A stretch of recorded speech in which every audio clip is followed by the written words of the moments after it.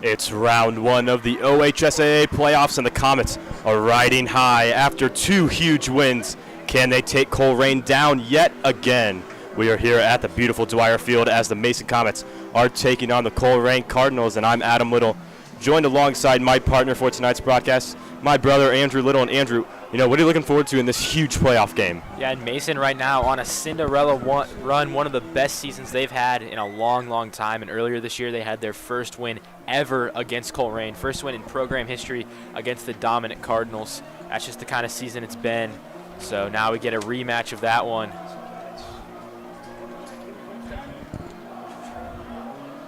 We got Colson Bunch back to kick for the Comets. Colerain going to be receiving, and we are underway here at Dwyer Field. As this one going to drop back into the end zone. Jordan Robinson let that one go. And Andrew, this game delayed an hour. Unfortunately, Colerain had a little bit of a bus accident on the way on I-75 on the way to the game. But, as far as we know, most of the team is here, and, hopeful that no injuries too bad happened. Yeah, thankfully the accident was not as serious. First heard about it, we definitely were concerned. And thankfully the players are healthy. We got to play this game, only delayed an hour, and we're good to go. And Zay Jennings leading that Colerain offense. This entire Cardinal team has been revolved around him. He's been their dominant player. We've got two receivers set on the left, one on the right now as Jennings is in the shotgun. Comets playing deep as this one going to be a handoff and a big run for the Cardinals. Yeah, and you just mentioned Zay Jennings, the Cardinal quarterback, if you want to call him that, and they run pretty much a wildcat offense. They snap it to him, and he runs it just about every play. Right there is the exception. Last week he had two successful passing attempts, and both of them were the wrong team. Those were interceptions, so Colerain does not like to throw the ball. That attempt was Mikal Satterwhite. This time Jennings is going to take it again. Same set, but he's just going to take it himself as he finds a big bursting hole on the right side of the field, taken down near the 42 on the right hash. So big first down for Colerain. Andrew, Colerain maybe 4-6 on the season, but man, they have a lot of athleticism. And Zay Jones, he just showed it there on that run to the right. Yeah, Zay Jennings, really good athlete, has a couple offers right now from the Division I schools, Miami of Ohio, Central Michigan. And, the read option is where he excels right there. Decides to stick with it and gets about 20 yards. Colerain, their offense has been inconsistent all year, but they're capable of breaking a big play at any moment. Three receivers in now for Colerain as Zay Jennings is going to hand that one off, but stuffed immediately. Mikal Satterwhite. That one, going to be the hammer, Jake Bates. And these are the plays that we expect, and when you have a run-heavy team like Colerain face the Comets, who have one of the best defenses in the GMC, and led by that D-line and those linebackers. Jake Bates came down for the big hit there, and that was a big part of their win in Week 4. The defense played phenomenally. Brand new back in for Colerain. It's going to be the fullback, Deshaun Hopper. Three receivers on the left side for Colerain, none on the right. As Jennings in the shotgun, he's going to take the snap. Scrambling towards the left side of the field. Can't find a receiver, so he's just going to take it himself, but run out of bounds for a 1-yard pickup. And right there, it looked like Colerain was making a pass attempt. We're not going to see that too often tonight, right? But just Jennings got chased out of bounds by Liam McMains, one of the Comet D linemen. And these third and long situations definitely do not favor Colerain. As we mentioned earlier, Colerain starting with possession, 10 minutes and 20 seconds left in this first quarter. It's a tight set for Colerain. This one's going to be a jet sweep to Jeremy Cheatham. And Cheatham picks up 8 yards on the carry for 4th and 2. We'll see what they decide to do here. Yeah, now 4th and short, you have a chance to potentially go for it. Right now, Colerain's offense communicating with the sideline, and it looks like they are going to bring the punt unit out just past midfield. Zay Jennings looked disappointed in that decision.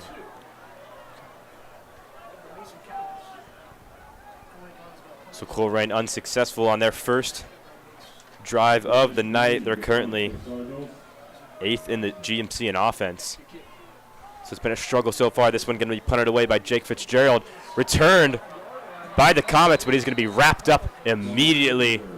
Back to return. That was Sean Krugerberg stuffed at the 8-yard line. A little surprising there was no fair catch there, Andrew. Yeah, Sean Krugenberg does not opt to fair catch it, and Colerain got to him almost immediately after the catch, and he got shoved back all the way to the end zone. Forward progress lets the Comets start with the ball at the 8-yard line. Now they bring out their offense. Finally healthy, Larson Brown, Braden Greer, two of their top players have dealt with some injuries. They were a big part of last week's win. Comets start possession at the 8-yard line on the right hash, going from left to right. 3 receivers set for Mason Brown. Takes a shotgun snap. Tay Hibbett is the man in the backfield. And a nice rush is going to pick up about 6 yards on his first carry. And Tay Hibbett, one of the 2 main running backs for the Comets. Hibbett, the sophomore, had a really nice start to his season. As of late, Nick Sailors has taken over the backfield. He's been dominant, 9 touchdowns in the last 3 games. So it'll be interesting to see if the Comets can get Hibbett going early. They haven't been able to have that tandem dynamic yet. They've usually just been riding the hot hand. Tight set now for Mason. A lot of shifts going on from their tight ends. Only 1 receiver. Hibbett against the back man as he's going to be handed off. And a big burst of speed now. Tay Hibbett breaking free for a big run, cutting across the middle of the field all the way to the 45-yard line. That one looked like he was going to get swallowed up at the line of scrimmage, but he picks it up for the big 25-yard rush all the way to the Mason 45-yard line. That's the type of run that Tay Hibbett is built for. He gets 1 block, bounces outside, breaks a tackle, and just shoots up all the way to the middle of the field. And he's a big, powerful guy, over 6 feet tall. You know, he's very big for a sophomore, but it's his elusiveness that's really his best trait, and he showed it off right there, making a couple guys miss. Hibbett's going to check out of the game after that big run. Nick Sailors now in. Man in motion for the Comets. This one's going to be a handoff to Nick Sailors. Nick Sailors pushing forward for a 4-yard gain. Powerful run there by the senior. Yeah, and if Hibbett was evading tackles on the last play right there, Nick Sailors embraced it and went between the tackles, pushed forward for about 4 yards. You know, he's not afraid to get physical, go one-on-one with defenders, and right there he wins. It was a decent run.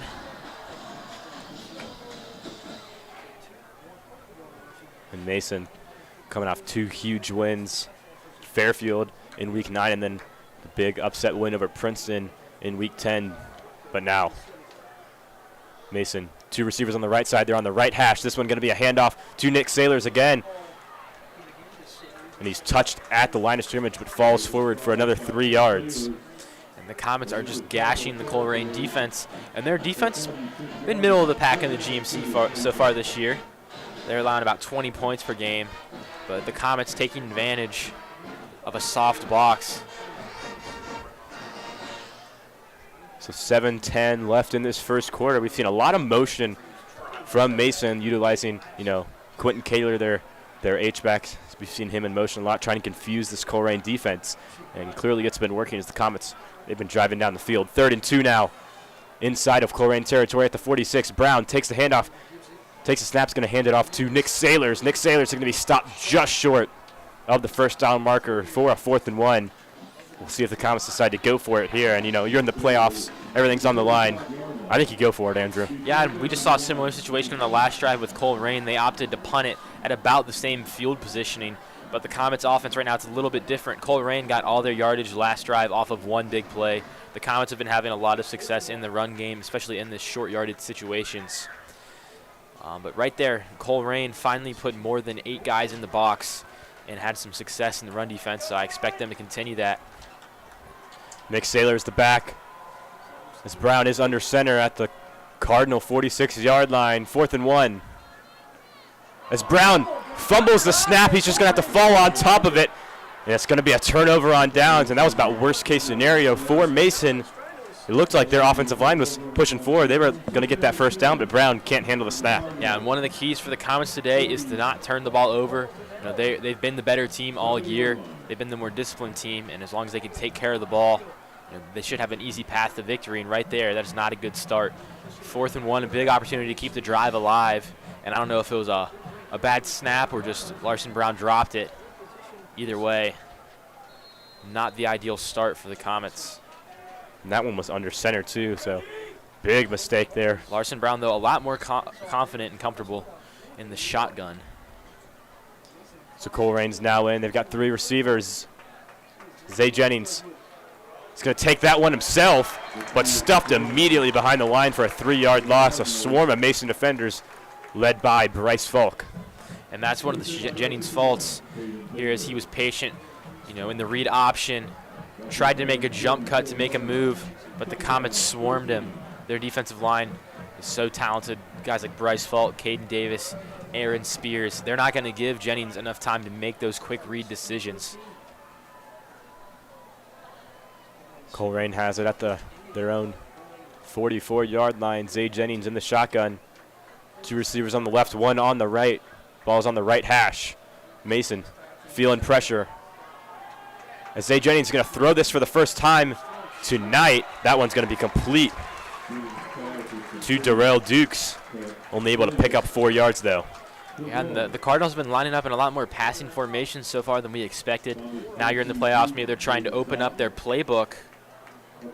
It's Darrell Dukes caught that pass. He was brought down immediately, though. It's still 3rd and 9 here because the Comets had a tackle for loss on 1st down. Now Zay Jennings definitely going to be counted on for a big play here. But the Cardinals, be interesting to see if they pass the ball more than they usually do. The Comets are known for their run defense and getting after the quarterback. 3rd and 8 now for Colerain. 3 receiver set. Zay Jennings drops back again. Breaking free of a lot of Comet defenders, using his elusivity. That time only able to pick up 5. Zay Jennings showing off his speed, but just short into Comet territory at the 45-yard line, but it will be 4th and 2. And Jennings was facing pressure immediately, but was able to evade it and was going all over the field horizontally. Faked out several Comet defenders, not able to pick up the 1st down. And again, on 4th and 2, the Cardinals bring out the punt unit. Zay Jones, definitely a mobile quarterback, relies on that run. Colerain in punt formation. This one going to be booted away. Another nice punt with a lot of topspin. Is this going to roll all the way down to the Mason 5 and even continuing to roll, as it's going to be touched down at the Mason 2-yard line. So what a punt from the Cardinals. That one. An absolute beaut. So that's going to put the Cardinals back, the Comets back even further again. And Colerain right now winning the field positioning game. Last week that was crucial in the Comets' victory over Princeton. They were punting the ball very effectively and not turning the ball over. And right now the Comets have a turnover. Now starting backed up at their 1-yard line. Colerain's already had 2 possessions here, 3 minutes and 37 seconds left in the first quarter. Mason, not the best field position, as there's going to be some movement on the line of scrimmage. It's going to be a false start. I believe that one's going to be on the left tackle, Ben Fosnot. And right here, usually we see on these goal line situations, it's the defense that gets a little aggressive and jumps off sides. But right there, it was the Comets that had the false start.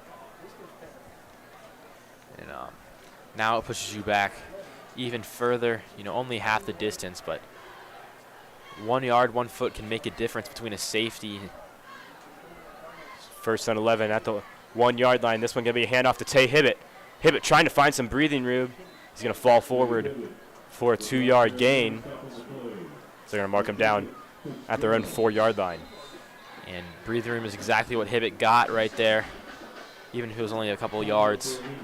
And now we have an injured Cardinal on the field.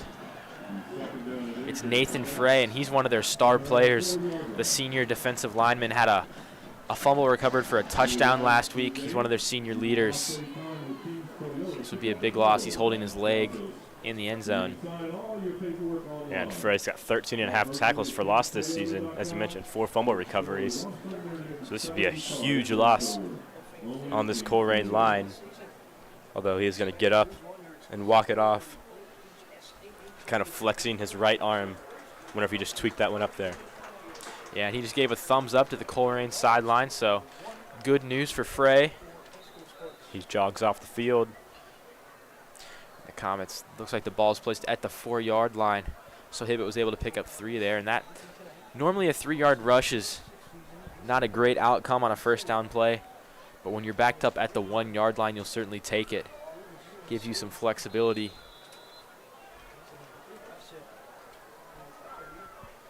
Hibbett is again the back for Mason. A receiver on each side. Mason on the right hash, going left to right. Brown going to drop back this time. Throws a fade on the left side of the field. Trying to find Braden Greer that time, but it's going to be incomplete. And really tight coverage from Javai Jarman, the sophomore. And yeah, it's surprising to see the Comets throw a deep ball at the 3-yard line. They trust their pass protection there, and it was a good ball from Larson Brown, but really sticky coverage. A 3rd and 8. Comets definitely in tough field position. At least they're going to try to get some breathing room here to set up a punt for Sean Krugerberg if they're not going to take another shot. 2 receivers on the right side. Quentin Kaler in motion. Brown in the shotgun. He's going to hand that one off to Tay Hibbett, but he's going to be stuffed. They're going to mark him just at the 1-yard line. Colerain's wanting a safety, but they are going to mark him just short. In those worst-case scenario for Mason, now Sean Krugerberg not going to have a lot of room to punt this ball away for the Comets. And if you watched last week, this is a very familiar situation as Princeton had the ball around their goal line. Bryce Falk sacked the quarterback, but it was not called a safety. Their quarterback, R.J. West, was called down at the 1, and right here, the Comets get the same break. Krugerberg's going to boot this one away. On the right side of the field, returned by Jeremy Cheatham. A nice return. He's going to take it all the way to the Mason 20-yard line. And the senior receiver with a nice return. And yeah, they're now starting with incredible field position inside the red zone. I don't know if I've ever seen a high school game where a team was starting in the red zone after a punt. The Comets right now losing the field positioning game. And when you're the home team in the playoffs, you know, the higher seed expected to be the better team, the more sound. Well, this is not the start you wanted. Giving up a lot of avoidable plays.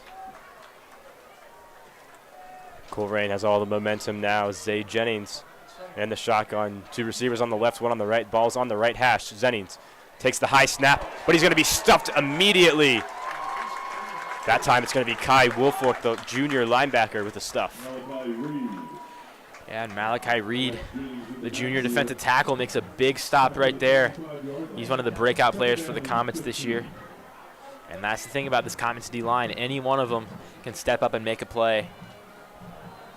That's a great start for some momentum after nearly giving up a safety, starting possession in the red zone. Zay Jennings now. This one going to be a screen pass to Mikey Satterwaith. But again, Comets are going to wrap him up. That one. And Weston Simmons for Mason. Yeah, Weston Simmons got to the ball right around the line of scrimmage, jumped on the running back, brought him down. A great tackle, not giving up any additional yardage. The Comet defense has responded to the excellent field positioning with a fire, making some big stops. And they've pushed Colerain likely out of field goal range. Yeah, and Colerain, they've struggled with, kicking all year long, especially when they played Mason in week 4. That was a big issue. They missed their extra point and missed a few field goals. A very wide set now for Colerain. 2 receivers on the right side.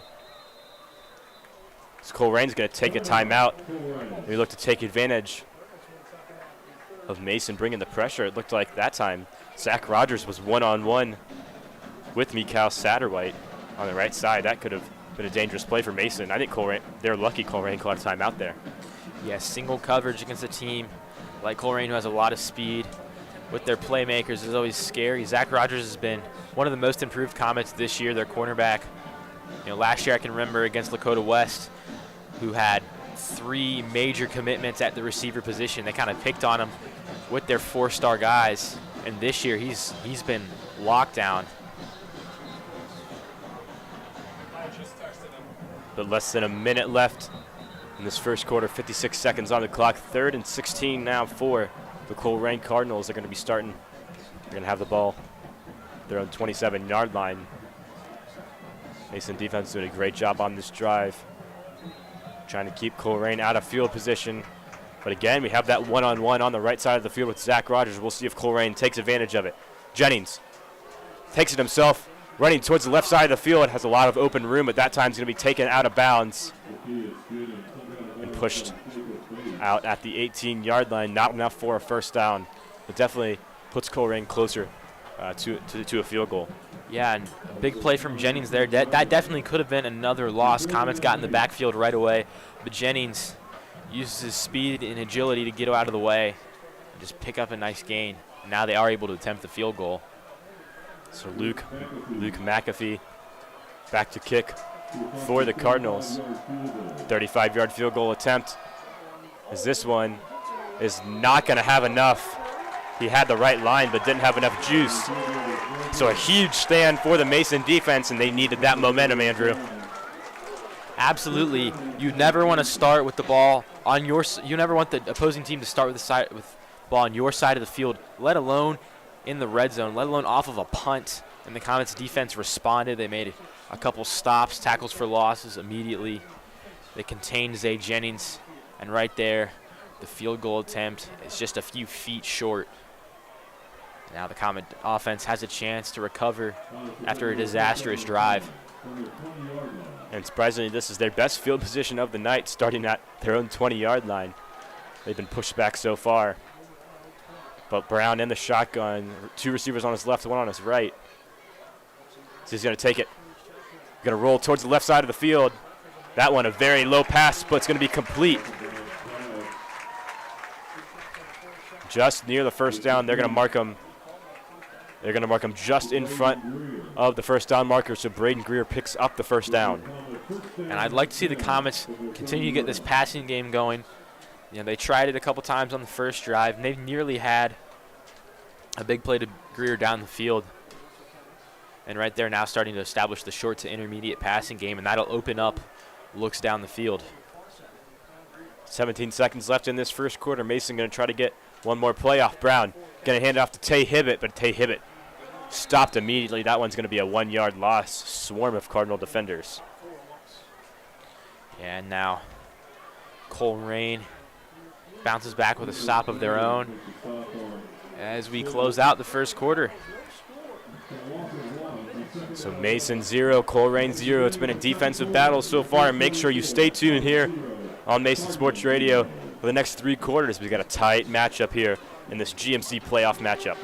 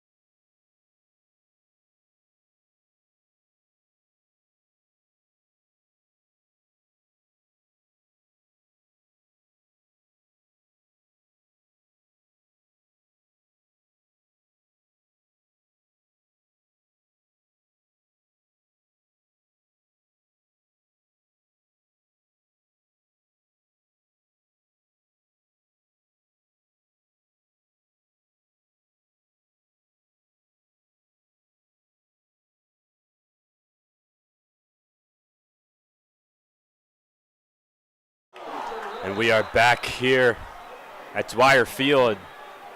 That one. Larson Brown looking down the field, but a big hit. There's an injured Comet on the field, Andrew. Yeah, first play of the quarter. The Comets make a quick pass, and their receiver got lit up by the Colerain defensive back, rolling down on the field. Trying to see exactly who it is. He nearly held on to it. Dropped it to the last second, so it was a valiant effort, but a big hit. Forced the incompletion. And we'll keep you updated once we find more information about that. But I believe he just got the wind knocked out of him, and yes, he's going to walk off the field. That one. And that's going to be Quentin Kaler, the H-back.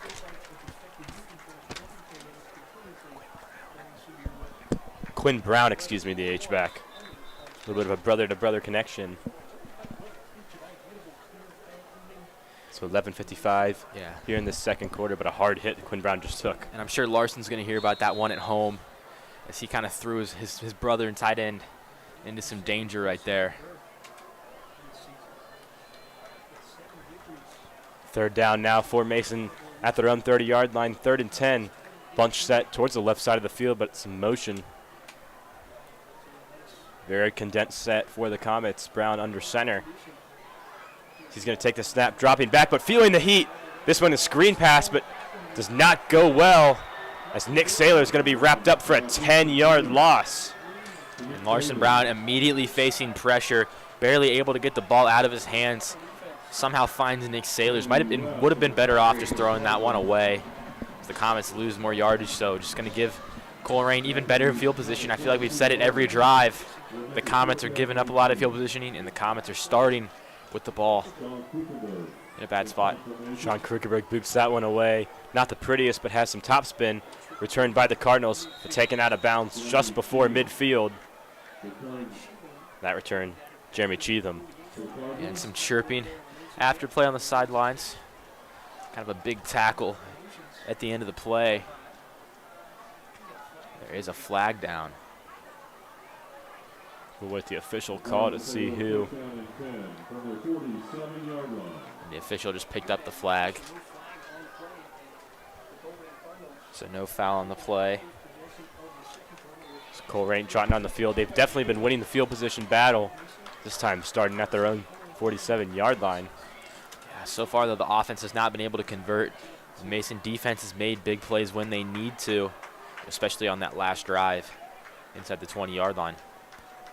Jennings in the shotgun, 2 receivers on the left, 1 on the right. Ball's on the right hash as Jennings is going to take this one himself again with the scramble, pushing forward for at least 5 yards.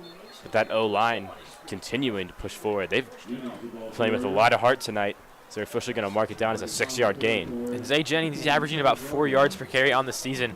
I'd be willing to bet that tonight he's averaging a little bit more than that. He's been getting a lot of space off of his runs and able to get through contact. The Comets aren't used to these dual threat quarterbacks. This offense is pretty unique to Colerain. 2 receivers on the right now as Zay Jennings is going to take it himself again with a QB single. Makes one man miss as he's pushing forward for a first down, but eventually wrapped up inside Colerain territory at the 39-yard line, or in Mason territory at the 39-yard line. And the one-man wrecking crew continues. Jennings immediately tucks it, runs right, fakes out Sean Krukenberg, and drags the Comet defender for the first down. Just a really good run right there from the quarterback. Slowly wearing away at the Comet defense. And Zay Jennings, definitely a mobile quarterback. Runs the ball more than he does pass the ball. Last week, only 2 pass attempts. Both of those were interceptions. So he's likely to stay on the ground most of tonight. A flag is thrown on the field. Looked like there was some movement. Colerain's pointing towards the Mason direction. And they're going to call a false start on Colerain. And these false starts and offsides, both sides always pointing against each other. Right there, the Comets get the call. But last week, that was a huge factor in the outcome of the game. Princeton had 16 penalties. The Comets only had 3. Princeton actually had more penalty yards than the Comets did on offense. And the discipline factor definitely will play into tonight. Right now, the Comets are winning on that advantage.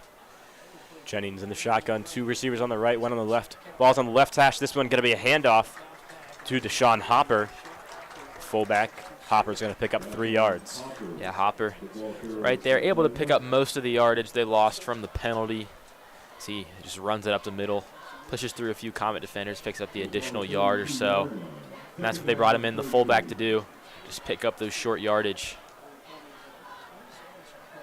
2nd and 13 now. Colerain inside of Comet territory at the 42-yard line. Trip set on the right for Colerain. Jennings in the shotgun. Ball's on the left hash. So he's going to take it, rolling to his right, looking down the field, but eventually he's going to take it himself. That time it's going to be a big hit from behind.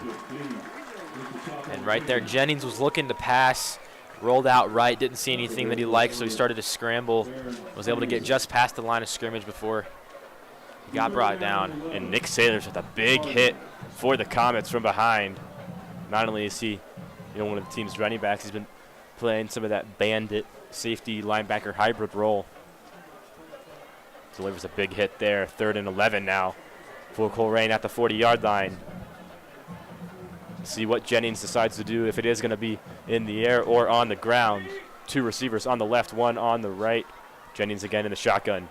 Ball's the center of the field as Jennings drops back, feeling some pressure as he's rolling towards the right side of the field. Comet fans are wanting to hold, but Jennings is going to take it to the Mason 31-yard line. He's going to be marked just short of a first down. A little bit of a lack of field awareness there as Jennings could have reached the ball out for a first down, but they're going to mark him just short. Yeah, Jennings gets out just before, was trying to avoid a hit, but didn't look like Kai Wolfolk was leaning in anyways. And I agree, the protection right there was really great from the offensive line, a little suspiciously great, so Comet fans wanted the holding call. Now 4th and 1. The fans getting really loud, packed house, even though we had the delay. Colerain bringing the big dogs in, very compressed set. And I think some of that crowd noise played a factor as Colerain's going to take their first timeout of the half, so 8 minutes and 7 seconds left. Yeah, Coach Cutright already been forced to use 2 timeouts today.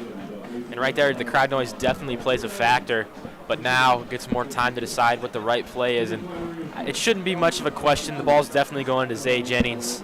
It's just a matter of how he's getting the ball and what he's going to do with it after. But the Comet defense, they've excelled in these short yardage situations. Their strong defensive line has stepped up big in recent weeks, especially last week against Princeton.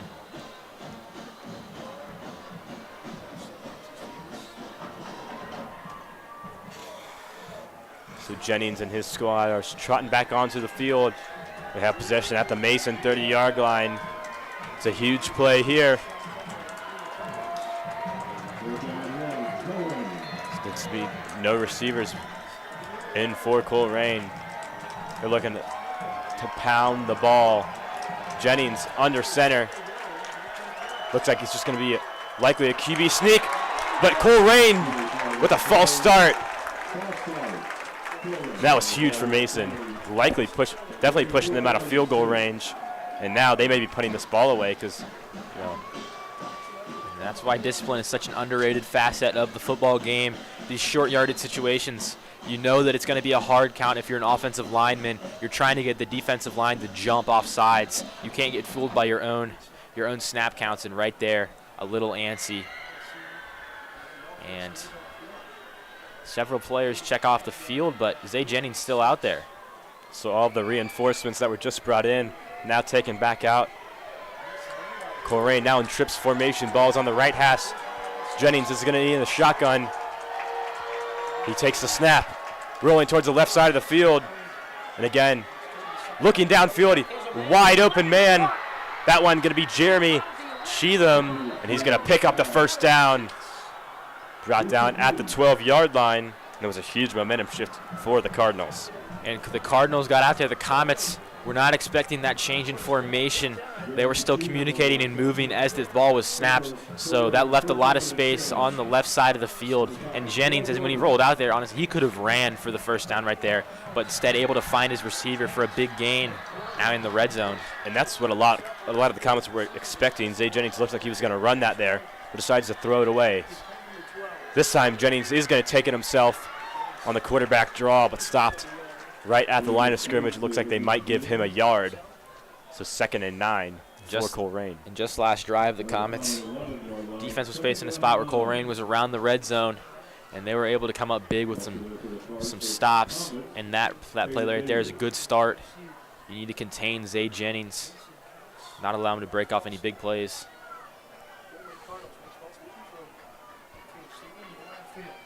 Colerain in the red zone now.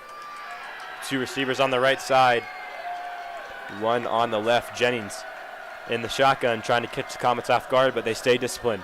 This one going to be a handoff right up the middle. It's going to be a shovel pass, excuse me. It's going to pick up 4 yards. Now's a really nice play call. The Comets expected Jennings to hold on to it as they rushed to him, and it was set up to be a fake play action, which you don't really often see as they pitch the ball. The Comets don't adjust in time, and Colerain picks up a few yards. But 3rd and 6 now for Colerain. They're at the Mason 9-yard line. Trips formation on the right side. Ball's on the left hash. Jennings. This is going to take it himself. Rolling towards the left side. Does he have enough for a touchdown? And they will give it to him. So Zay Jennings, the first on the board tonight. A 9-yard rush for the touchdowns. The Cardinals take the early 6-0 lead. And Zay Jennings right there just drove down the field, broke down this Comet defense on that play. A lot of guys set up to the right and then runs it to the weak side, walks in into the end zone for a touchdown. Now it's going to be Luke McAfee back for the extra point. And he nails that one through. So 7-0 now, the Cardinal lead. Beautiful play design from Coach Sean Cuthright. As Colerain first on the board, and the stands are a little bit quiet here at Dwyer Field now. And this is such a unique atmosphere and dynamic for this game. Colerain has been the juggernaut of the GMC for the past 20 years. They had won almost every single GMC title, and just recently kind of passed off the torch to Lakota West. And this year having their worst season in a long, long time, under 500. And meanwhile, the Comets having one of their best seasons, 8-2. We mentioned it, first win against Colerain ever. They're used to being the underdogs, and now Colerain has that underdog mentality, and they've come out tonight with a fire, first on the board. Their defense has played really well, and right there just strung together a really nice drive. Sean Kriegerberg and J.C. Deaton are the two back to receive for the Comets. 6:07 left in this second quarter. Mason hoping to get something started offensively. Haven't been able to do so all night long. The Comets here now on a kickoff will finally have some decent field positioning, most likely. We'll see if they take advantage of that, because that's been such a setback for each of their offensive drives. It's important to note Colerain did start off with the opening kickoff. These Comets still have some time left, as that one's going to be a squid kick recovered by the Comets, taken all the way up to the 28-yard line. So Comets a decent field positioning here. And yeah, like you just mentioned, Adam, they will get the ball in the second half. So kind of the Bill Belichick mindset right here: score, take up as much time as you can before halftime, tie the game up or maybe cut it down to 4 with a field goal, and then come back out of the half and take the lead. That definitely needs to be the strategy here in the Comet offense. They're back on the field. 6:03 left in the second quarter. Brown takes a shotgun snap, rolling towards the right side of the field, but he's going to be absolutely destroyed. That time it's going to be Nathan Frey. That injury earlier in the first quarter is not going to stop him. No, it is not. Nathan Frey, we mentioned him earlier, one of the best players on this defense, their top defensive end. 13.5 tackles for loss on the season. Right there, he picks up a sack. And if it weren't from that pressure from Nathan Frey, Comets had 2 receivers wide open down the field, but Larson Brown just couldn't get it to him as he faced a lot of pressure. Yeah, the ways you beat the Comets, put pressure on the quarterback and force turnovers, and so far Colerain doing a great job of that. Mason now has the ball at their own 19-yard line. 2nd and 16 as Brown drops back. It's going to be a screen pass, but that one, Nick Saylor's had a lot of room, but that one's going to hit offensive lineman Bryce Falk in the back of the helmet, or Chase Hacker, excuse me, in the back of the helmet. And right there, just some miscommunication between the blocker and the runner. The guard was trying to get out ahead and lead block for Sailors, but Sailors didn't even get to come down with the ball, so certainly not the second down they want. And now 3rd and very long, 3rd and 16.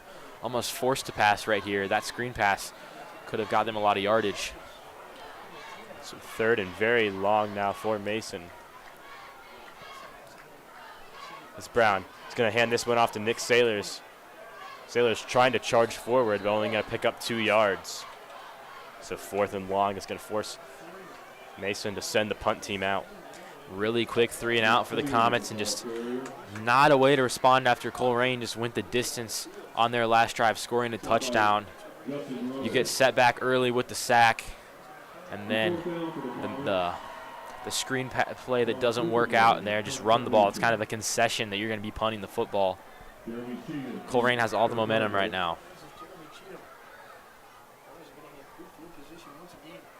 Krugerberg boots this one away, but another shallow punt. They're hoping to get some top spin on it, as it is.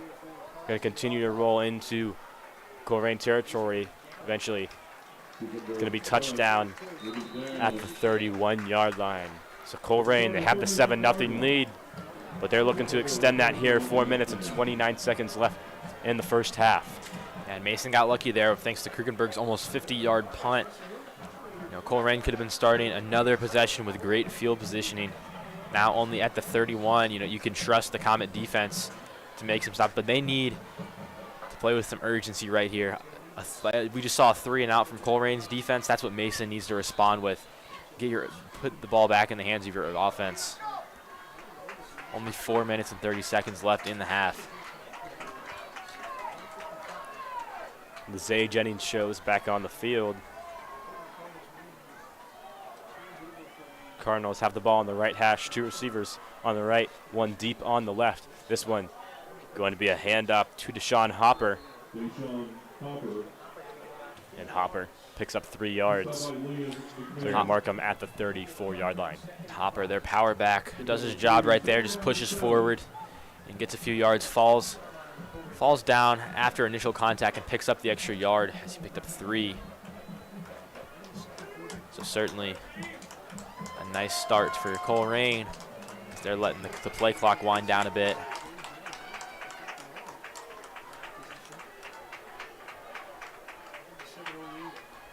Jennings going to take this one himself.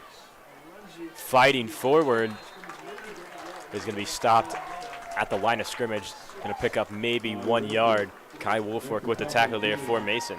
And Zay Jennings right there with the read option makes the decision pretty quickly that he's going to be running it, but doesn't get vertical quickly enough, was moving side to side, trying to fake out some Comet defenders and only able to pick up about 1 yard right there because of it. And we do have a few GMC score updates, since our game was delayed an hour. Some of these other games deep into the second half. Elder beating Middletown 35-7. And West Claremont trailing Princeton 29-6. This time, Jennings rolling towards the right side, tried to get a screen pass, incomplete. Comets were hoping for a fumble. You could hear the crowd erupt. But a huge stop for Mason. 4th and 6. And as I just saw the replay, Jennings did get the ball. It was a forward pass, so not a fumble, but a nice play from the Comets to blow up the play before it could turn into any yardage. That's the kind of momentum they needed. Sean Krugerberg deep for the Comets now. He's placed right around their own 30-yard line. Colerain trying to pin Mason back. And another great punt from Colerain. Sean Krugerberg's going to let it roll. It was past the 30, near the 25-yard line, and yes, it is going to be touchdown right around there at the 25-yard line. So Krugenberg learned from his mistake on the first punt, takes the fair catch, just lets it roll. And Comets now decent field positioning, right, just like the last drive, going to start around the 30-yard line.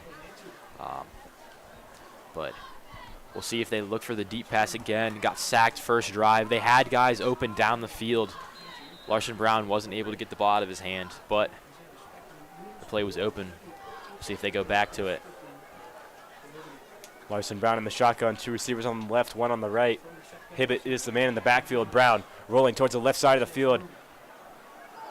Feeling a lot of pressure, looking to find his receiver. That time he was trying to get Colin Billhorn, but it's going to be incomplete. Yeah, and Larson Brown doesn't face immediate pressure like he did on the last drive, but he's trying to roll out left. And the Comet offensive line just can't hold their blocks for too long. And Colerain, they've been sending 5 to 6 guys every play. Yeah, Colerain's bringing the heat. First drive, they didn't do it as much, but ever since then, they've adjusted, and it's really worked out for them. This Comet offense has struggled to move the ball since the first drive when they had a turnover on a 4th and 1. So 2nd and 10 now for the Comets at the 25-yard line. Brown in the shotgun.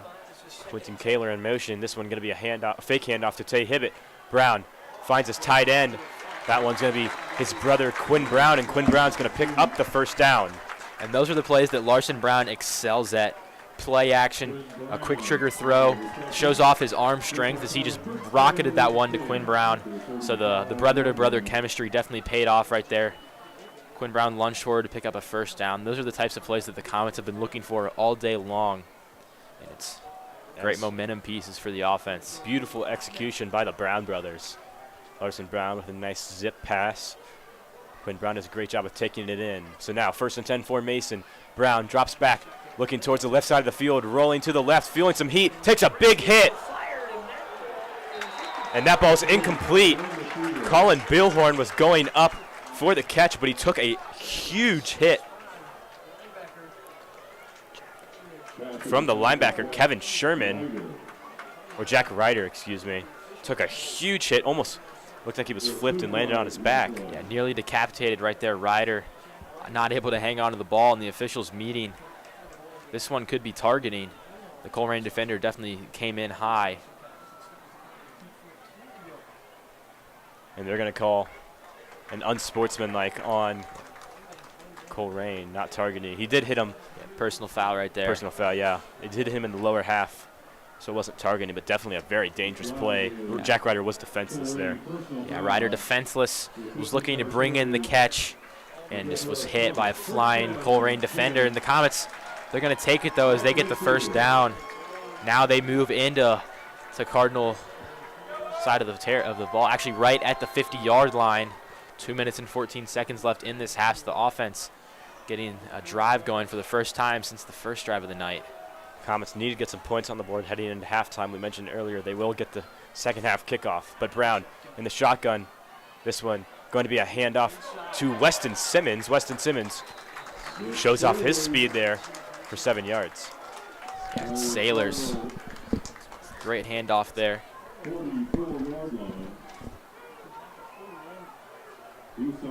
Just makes his way around several Princeton defenders. Has a couple jump cuts and then powers through the last tackle.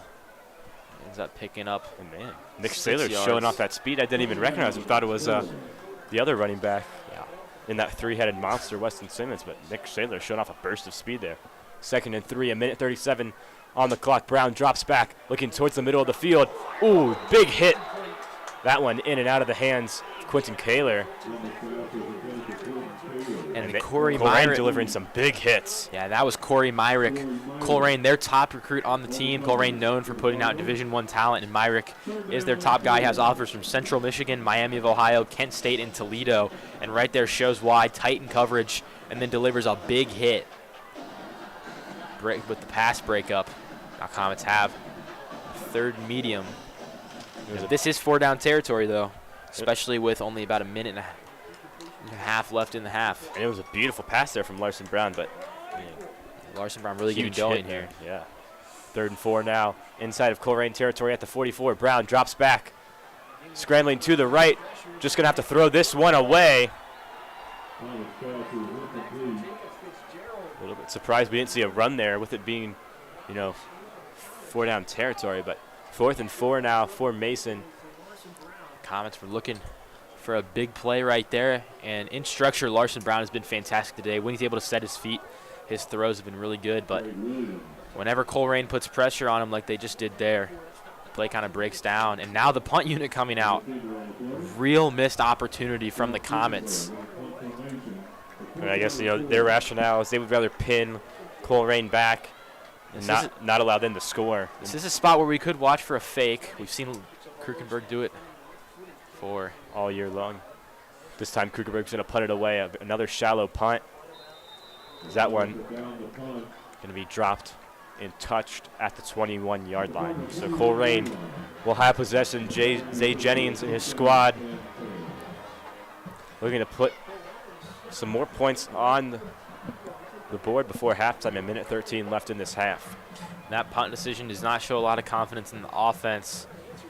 When you're down 7-0, this is a home playoff game for the Comets. They're supposed to come in as the favorites. They're expected to pretty handily defeat the Cardinals, and so far that has not been the case. Colerain has all the momentum, all the energy.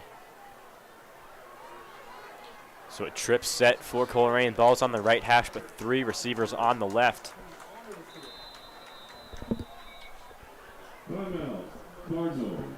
That's Colerain's going to call their final timeout of the half.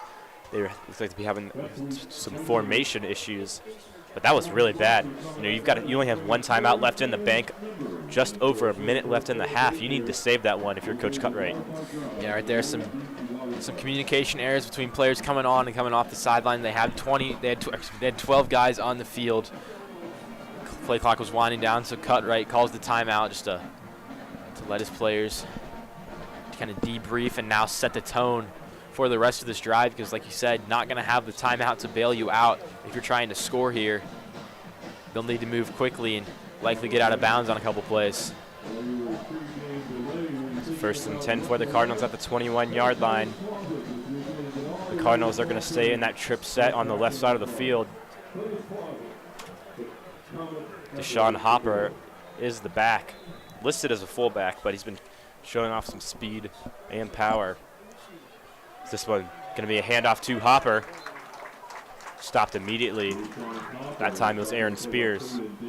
Yeah, or Caden Davis. Stop from Caden Davis, one of the star Comet defensive linemen. He gets the tackle for a loss. And now you have to begin to wonder if the Comets would consider using their timeouts here. About a minute left in the game if they get another stop right here, as they would get the ball at about the 40-yard line from a punt.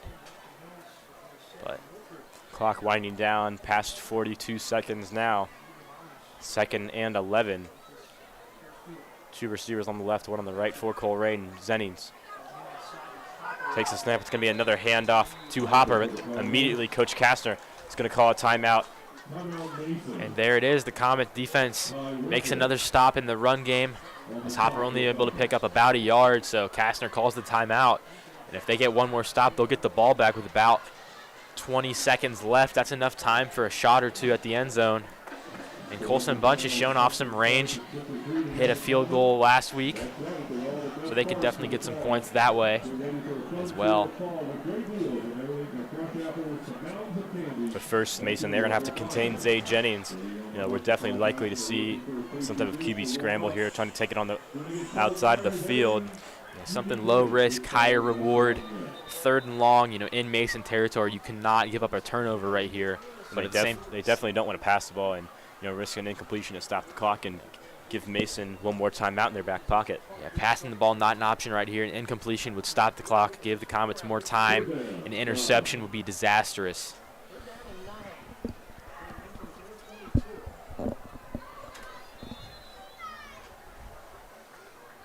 Another 3-receiver set, 2 receivers on the left, 1 on the right for Colerain. Jennings in the shotgun. This one, it's going to be a handoff to Hopper. Hopper has a lot of room, multiple penalty flags thrown. Hopper's going to pick up 11 yards on the rush, but I think that one's going to be going back with a hold. Absolutely, flags near the line of scrimmage, multiple, and they're holding calls on the Cardinals. So that's going to set them back. The only positive with that for Colerain is that did drain another 7 seconds off the clock. So not going to be too disappointed, as that's just going to be another play to waste clock off. As at the replay 3rd down because of that holding call. And while the Comets will get a little bit better yardage in this spot, that's 7 seconds they won't be getting back.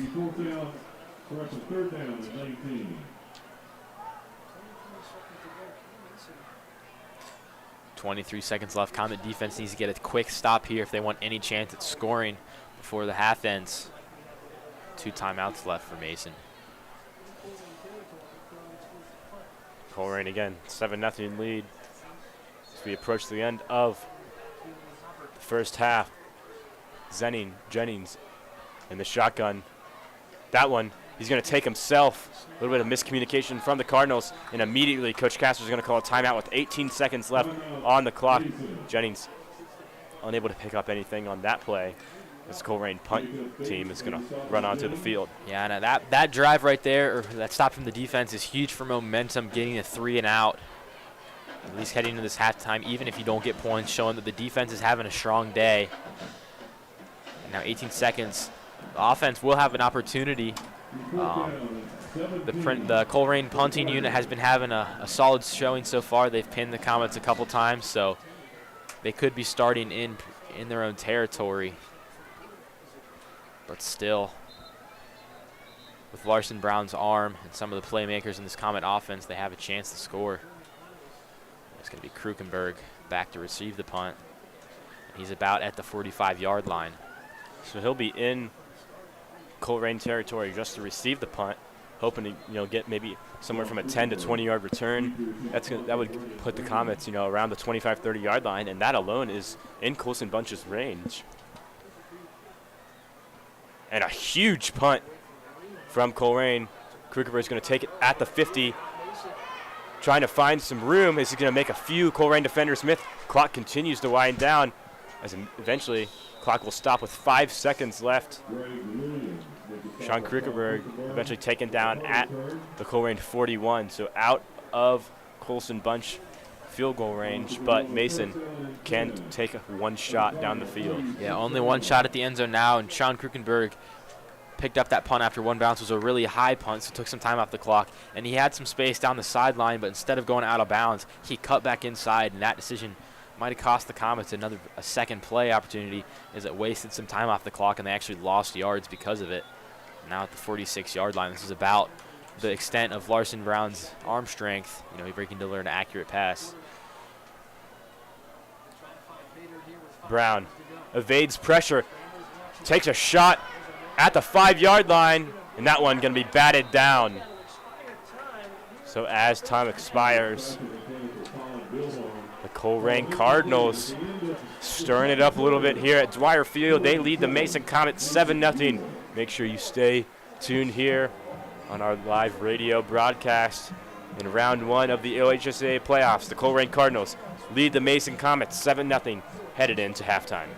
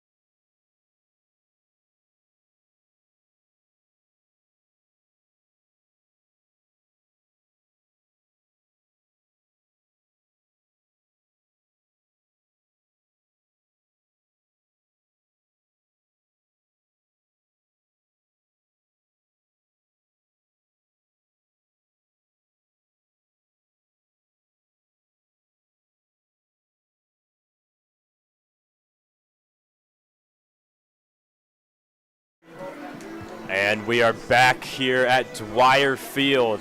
Mason Comets currently trailing the Colerain Cardinals 7-0. And Andrew, this was not the start they were expecting or hoping. And what do they need to do to bounce back on track?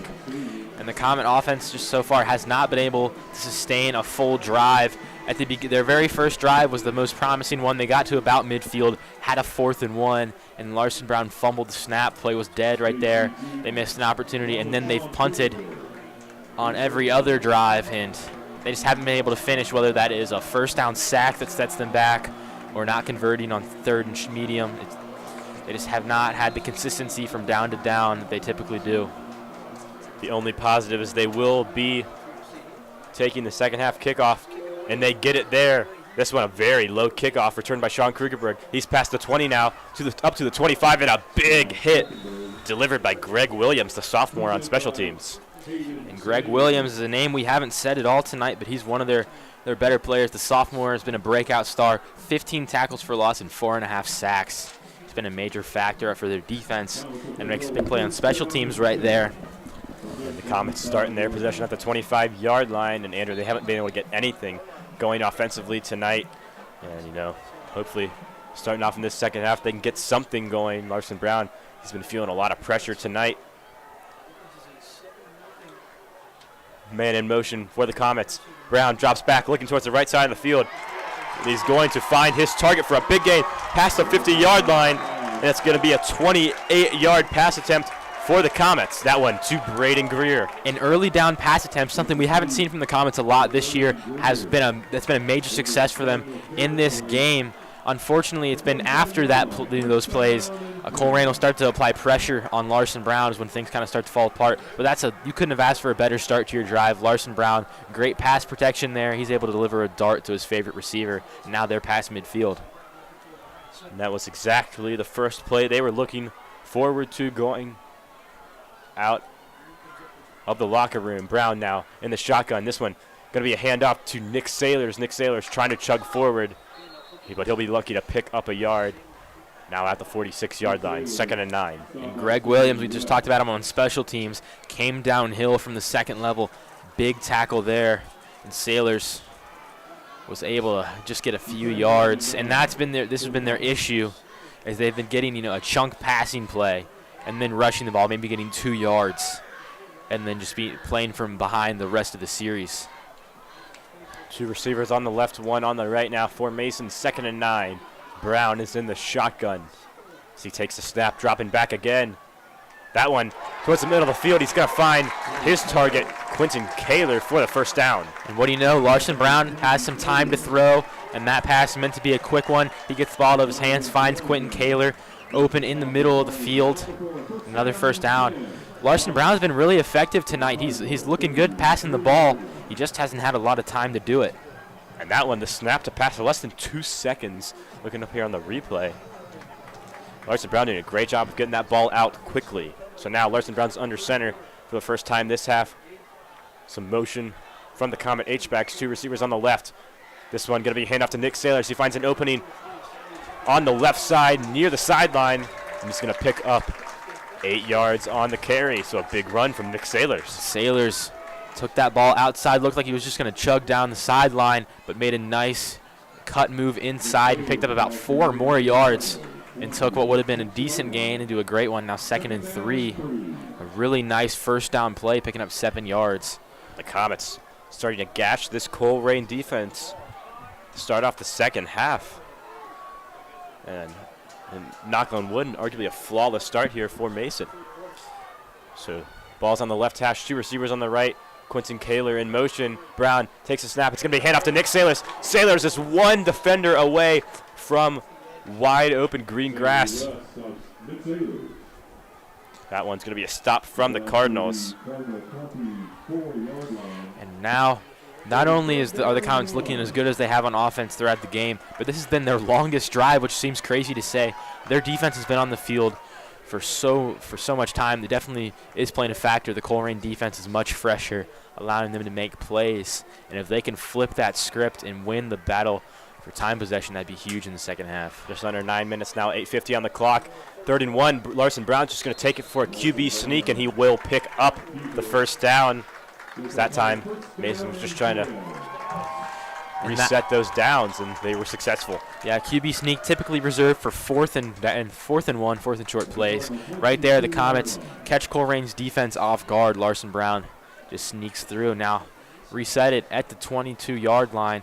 This is the best spot they've been in all game.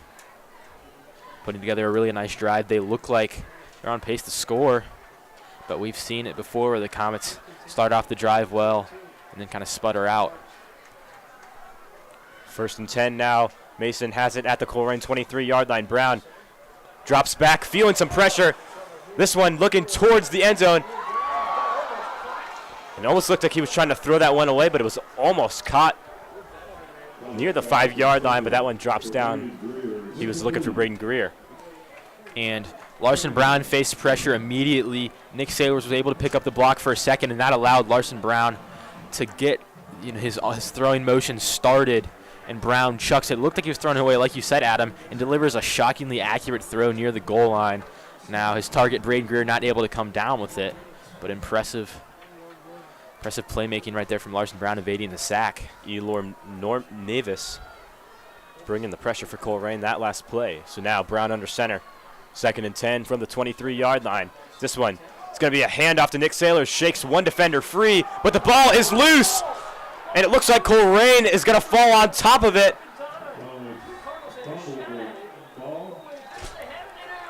And they do. Corey Myrick comes out on top with it, as that ball just stripped away from Nick Sailors.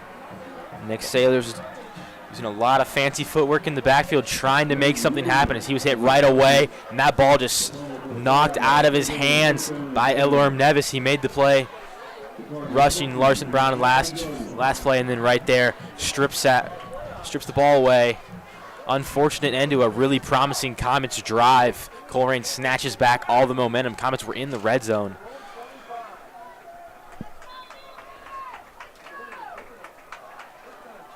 So now Zay Jennings and his squad trots onto the field. They have possession at their own 25. Ball's on the right hash.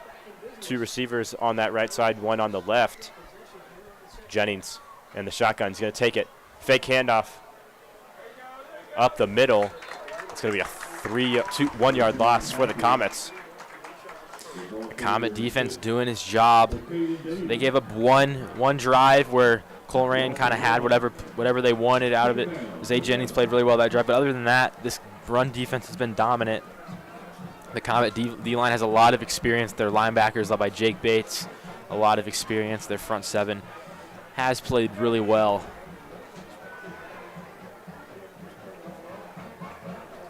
Second and 11 now. Trips formation on the left side for the Cardinals. Zay Jennings in the shotgun. Comets bringing the pressure, but Jennings is going to take it himself. Looking towards the left side of the field, near the sideline, but a big tackle from the Comets. That's going to be J.C. Deaton coming down from the secondary. Yeah, in the corner, J.C. Deaton right there, really good in run defense. Comes downhill second level and stops the Keys Jennings in what could have been a big play. He was trying to break outside. Beautiful job there from Deaton, shaking free of his blocker and taking down Jennings behind the line for a 3-yard loss. Some credit to Weston Simmons as well. Weston Simmons neutralized the lead blocker on that play, allowing for J.C. Deaton to blow things up. 3rd and long now for the Cardinals. Trips on the right this time. Ball's on the left hash. Jennings looking down the field, but feeling a lot of pressure again. And Jennings eventually just throws it at the feet of his target. But Jennings was pushed all the way back to the 5-yard line. Remember, the line of scrimmage is at the 21, so he was back 16 yards before he eventually just throws that one at the feet of Markels Andrews. Yeah, the Comet defensive line right there led. Malachi Reed was leading the charge. Just pushed the pocket so much. They're really winning at the line of scrimmage right now, forcing Colerain to punt, taking back the momentum for their offense. Colerain boots it away. This one going to Sean Krugerberg. Krugerberg returns it at midfield, but he finds a gap on the right sideline. Takes it forward for 13 yards all the way to the Cardinal 37. So this is the best field position Mason has started off with so far tonight. And we'll see if they are able to convert or at least try to get some points on the board with the Colson Bunch field goal. Yeah, last drive was really promising. Nick Saylor's fumble ended it in the red zone, but what a return from Sean Krukenberg at the 50-yard line. A lot of guys probably would have fair caught that ball, but he trusts his blocking and picks up an additional 15 yards for his offense. Coach Kastner is absolutely hyped on the sideline, trying to get his offense rolling. Haven't been able to get anything going. You know, they had that momentum on their first drive of the second half, but it ended with a Nick Saylor's fumble. So 6:17 left in this third quarter now. One receiver on each side for Brown. It's this one. It's going to be a handoff to Tay Hibbett. Hibbett trying to make a few defenders miss, and he's going to lunge forward for 5 yards. Tay Hibbett, he's having himself a nice game so far. We saw a lot of Hibbett in the first half, and he was pretty productive. He had a big 25-yard run on their first drive, but we didn't see him at all on the last possession, and getting him involved is definitely going to be key, as Nick Saylor's has a lot of carries on him already in this third quarter. You want to balance out the workload between those two. So 2nd and 6 now for the Comets. Ball is on the Colerain 33-yard line. Hibbett is the man in the backfield. And this one could be a wildcat formation. Quentin Kaler has it. He's going to take it up himself on the sneak. Quentin Kaler, the back of the emergency quarterback, played for them at the spot and a couple times throughout the year, but this play's coming back. Excuse me. The Comets in their huddle went back about 15 yards. Maybe have something up their not sleeve. Good if you're a Comet fan. I think, Quentin Kaler's in the backfield, so we're hoping Larson Brown isn't injured. 3rd and 2 now. Kaler's going to take it himself. There's penalty flags on the field this time. I believe they're going to call false start against the Comets, so that's going to push them back 5 yards. The offense looked really flustered, came out Quentin Kaler trying to take the signals. He pulled the huddle way further back than typically.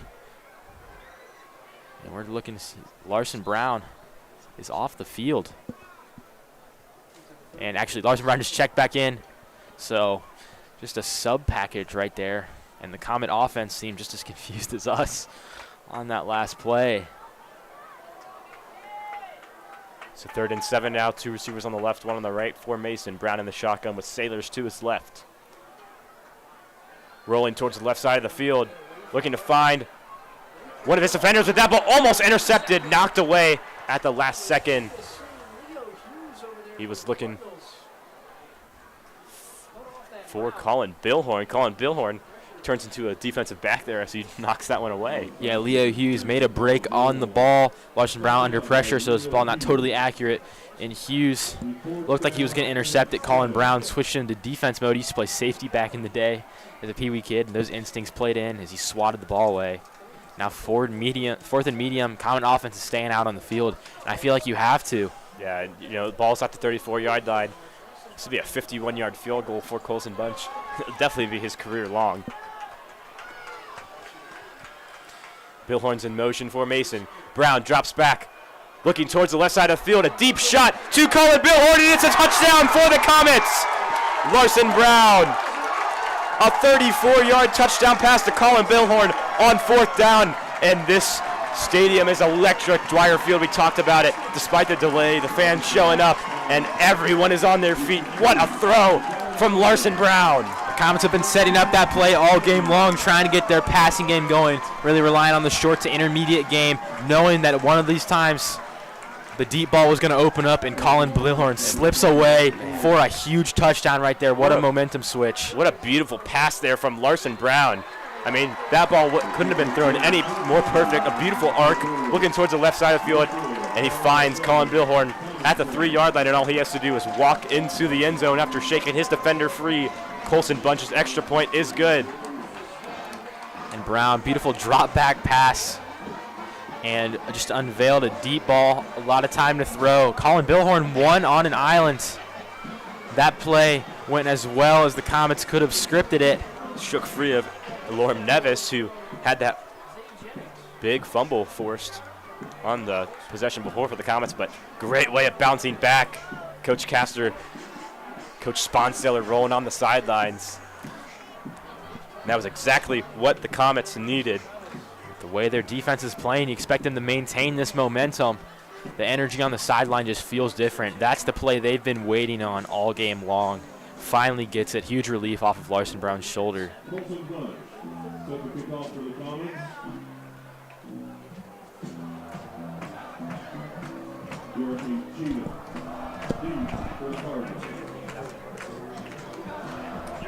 I'll delete it.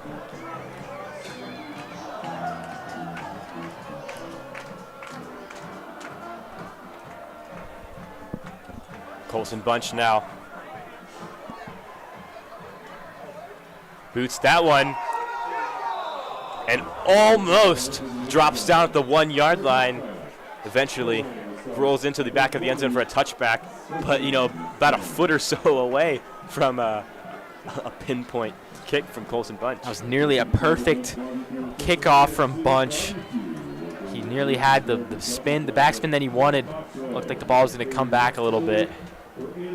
Did fall into the end zone afterwards, but that's just another play that kind of keeps the energy up on the Comets sideline. A lot going their way on that last possession. The defense is playing really well. They have all the momentum. Now Colerain going to need Zay Jennings to put the team on his back and get them back in, get their confidence back up.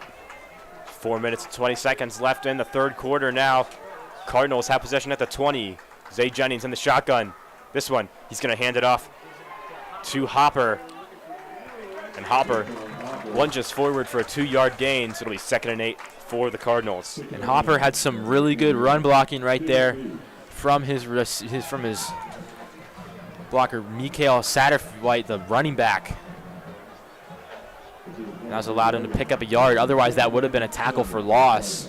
And Mikael Satterwhite, he's been playing all over the field for Colerain. You know, he started off at running back. He's been playing some slot receiver, but we've also seen him, you know, lined up on the outside to take some shots downfield. Yeah, right there, lined up as a slot receiver, was blocking like Cooper Kupp. Pressure from Mason now. Zay Jennings rolling to the left. It's going to be a screen pass. And Jennings is going to find his wide open tight end. It's Ilya Glogorov, the junior tight end. He's a physically imposing dude, 6'4", 230-pound junior. They finally able to get him involved. And that's definitely going to catch you know, the eyes of some recruiters. I mean, you're a 6'4" junior, 230, who can move the way he does. That's definitely going to spark some interest from some college teams. Yeah, mostly used as a blocker, too. So potential offensive line conversion. Colleges, that's all the rage right now. But that one gives Colerain a little bit better field position. 3rd and 3 for Jennings. 2 receivers on the left side. One-on-one coverage. Jennings is going to take it himself, trying to shake some Mason defenders free, but he's going to be pushed out of bounds. And they're going to mark him for a 1 yard loss. And Zay Jennings faced Comet defenders immediately after that snap. Channeled his inner Ricky Bobby, shake and baked a few guys out, but not able to pick up any yardage. Now 4th down. Man, it's been an exciting matchup here at Dwyer Field. Colerain, they had all the momentum in the first half. Comets going to get anything started, but 2 big offensive drives to start this second half for Mason. The first one ended in that Nick Saylor's fumble, but last possession, the 34-yard pass from Larson Brown to Colin Billhorn. So 7-7 is the score with 2:44 left. Colerain back to punt, and they'll boot another one away. Kugerberg returns it, but it's going to be muffed. Luckily, he's able to fall back on top of it at the 43-yard line, so Comets have the ball in their territory.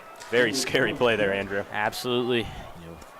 Some of the Comets have had a few games where they've had some punting woes. Think back to Lakota West. They muffed a punt, and that was a part of the huge momentum shift that led to Lakota West blowing out the Comets in that game in the second half. Definitely some parallels there, but Comets have it, and now their offensive mindset changes.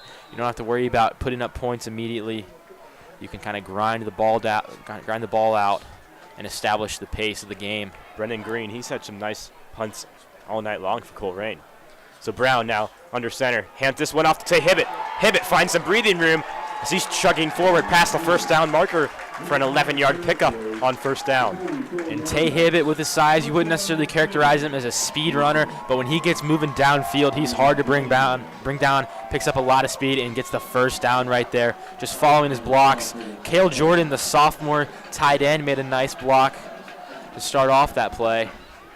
So a couple sophomores leading the way on Cale the start Jordan, of this that's drive. somebody we've seen a lot more recently for Mason. Right now he's lined up at that fullback position.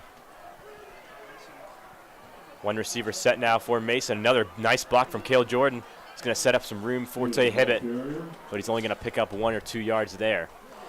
Talk a little bit more about Cale Jordan throughout his freshman year, and then earlier in this season, he's been a running back for his career, throughout his career, but the varsity coaches decided him to move him to tight end and have him be mentored by Quentin Kaler as a tight end / H-back, and he's really thrived in that role, seen a lot of varsity playing time. One of the sophomores that's contributing the most this season, and now making some plays in the playoffs. Another one of those sophomores, Tay Hibbett, who we just saw with that 11-yard rush a play before. So 2nd and 9 now, 1:25 left in the third. Brown dropping back. Lot of time. This one thrown out of bounds. He was trying to find Quentin Kaler. And a lot of time, but the coverage was really good as Larson Brown nearly was sacked at the end of that play, so his pass was inaccurate facing the pressure. Now, a lot of receivers check into the game for the Comets. Jack Ryder, Zach Adlita. Quinn Brown comes in at tight end. He's more of their receiving and wing tight end. 3rd and 8 for Mason. They're inside of Colerain territory at the 42. And there it is, the 4 wide receivers. 2 on each side for Brown. He's in the shotgun. He drops back. Nick Saylor's blocking. And Brown delivers a strike towards the center of the field. That time, he's going to find Braden Greer. Braden Greer, he's had a few nice catches tonight. Absolutely. Larson Brown and Braden Greer have a great connection. Last week when Greer returned from injury, he was a key part in their victory. And I know you guys can't see it, unfortunately, but Larson Brown put a lot of velocity on that ball. Had to get it out quickly and just delivered a strike. That's something that people might not realize about Larson Brown. He throws the ball really, really hard. And right there, it comes to his advantage. He's able to pick up the first down for his team. And, sometimes Larson Brown's velocity on his throws can be an issue. Yeah, but Braden Greer does a great job of playing pitch and catch with him right there. I think that's why Brown loves to throw to him. And miscommunication there by the Comets, as looks like Don Bomarito went early. Nobody else was expecting it, and Comets had to fall on top of the ball. However, there is a flag on the play, and they're going to call a false start on the Comets. Yeah, you rarely see false starts on the center. But right there, Bomarito's moving a little faster than the rest of the team.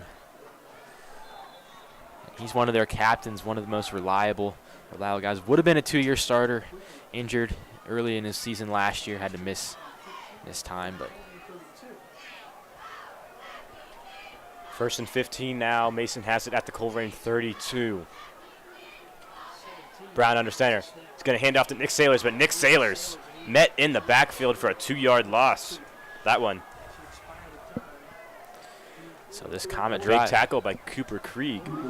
This Comet drive started off strong. They're moving the ball inside the 25-yard line, and now things not looking so great. 2nd and 16. And as with the that, third down winds the down. clock winds down here to the end of the 3rd quarter.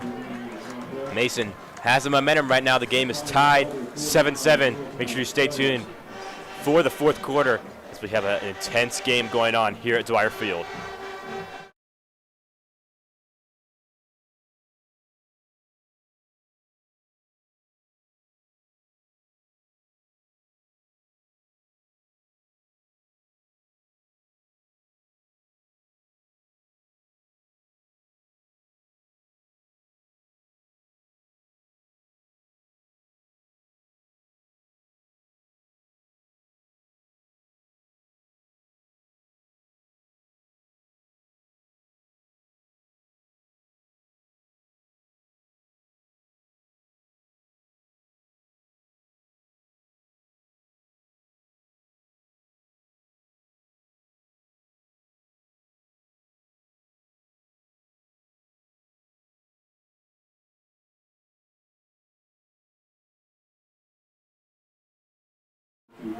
And we're back here at Dwyer Field. Comets have possession. The Colerain 34-yard line. If you're just joining us, I'm Adam Little, joined alongside my partner for tonight's broadcast, Andrew Little. It's been a great game so far. As Larson Brown drops back, looking towards the left side of the field, but he's feeling a lot of pressure. A flag is on the play, but he's going to be sacked for a 1-yard loss. We'll wait the call. And that right there is a coverage sack, as we call it. Great coverage from the cornerbacks, and the pocket just collapsed on Brown. And holding is the call. Comets going to be backed up. Larson Brown had a lot of time to throw, as we can see from the holding call, maybe too much time to throw, and it didn't matter. Cardinals were still able to sack him. This is going to set up 2nd and very, very long. Already was 2nd and 17 before that play.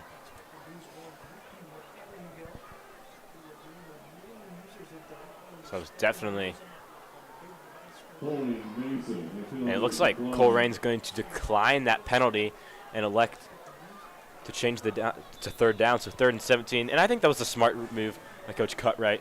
Why give the Comets another opportunity for a big play, as they've been showing it off later tonight. Certainly makes some sense, but now the Comets don't need to pick up that much yardage to get into field goal range. So a decision that could potentially backfire on Cutright, but all that, of course, pending on if the Comets can get yardage right here. 11:50 left in the game now.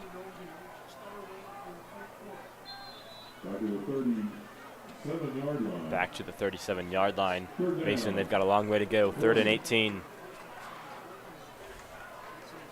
It's Brown's in the shotgun.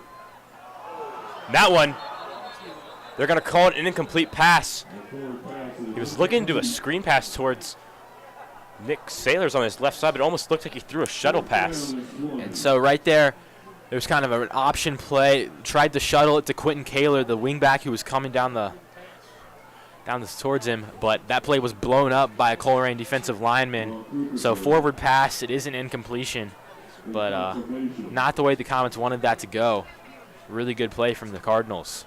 And now Comets are going to be forced to punt. Sean Krugerberg's back around the 50-yard line. They're looking to pin the Cardinals back. And they'll do so on this one. A nice punt by Krugerberg as it's bouncing past the 5-yard line near the 2. And it's going to drop down at the 2-yard line. So a nice punt by Sean Krugerberg, pinning the Cardinals back. That will start their drive.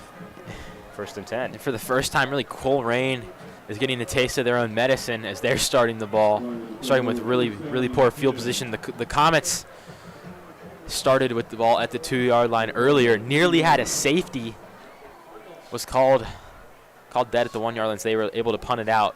But no doubt that Bryce Falk and the Comet defensive line are going to be looking for a safety.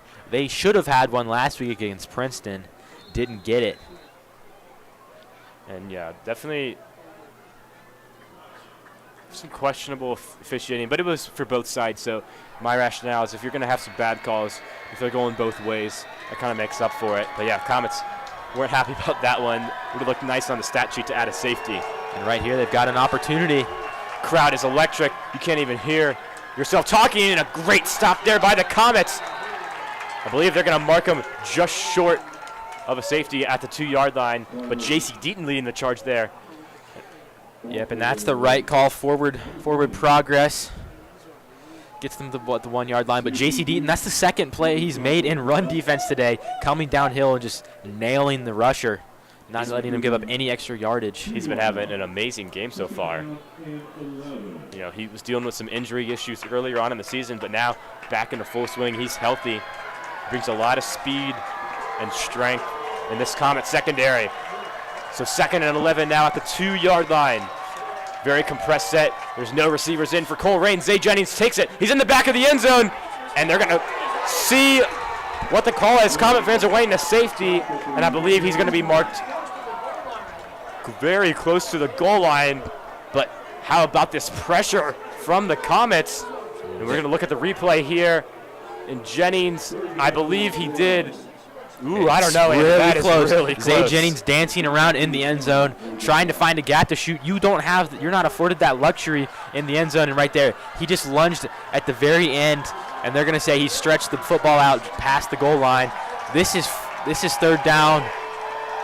Team manager Nate Petrie getting the crowd hyped up on the sideline. A big 3rd and 13 now. Ball is placed literally on the goal line. It's going to be a handoff down the middle. Colerain, they find some breathing room, but will definitely not be enough for a first down. Only able to pick up 4 yards on the rush, but a huge stop there by the Comets.